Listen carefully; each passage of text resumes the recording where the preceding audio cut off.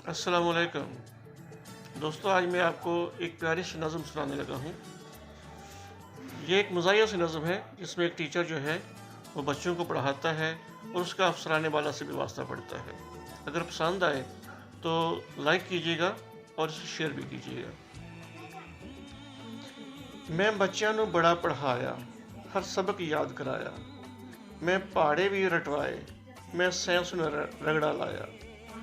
पर result fail नहीं आया है, मैं की करा।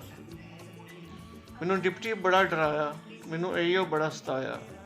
मैं सोचा कलियां बैठ के क्यों फंदा गल विच पाया है, मैं की करा। मैं तवीज़ बड़े कराए, बड़ा हिसाब किताब लगाया। मैं स्कूल बुला के मौलवी बच्चों नू दम कराया। पर रिजल्ट फेल नहीं आया है, मैं की करा। मैं मंदिरां ते दरबारां उत्ते चक्कर बड़े लाए। मैं हर बज़म आया, मैं टूने बड़े कराए। पर रिजल्ट फेल नहीं आया है, मैं की करा। डीसीओ ईडीओ दा गुस्सा मैं बच्चियां उत्ते लाया। उन्हां नू कन्न फड़ाए, मैं छित्तर भी अजमाया। पर रिजल्ट फेल नहीं आया है, मैं की करा। मैं तलीम दे ठेकेदारां नू लिख चिट्ठियां पाईयां। मैनू डीटी कोलों बचाओ, मैनू वेखदे वांग कसाईयां।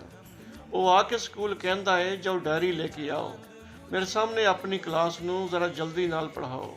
ये आर्डर सुन के ओदा जरा दिल मेरा घबराया।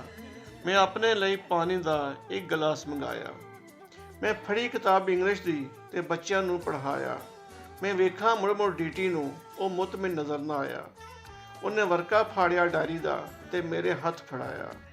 उन्हें गलतियां कढ़ियां मेरियां ते प्यार नाल समझाया। पर रिजल्ट फेल नहीं आया है, मैं की करा।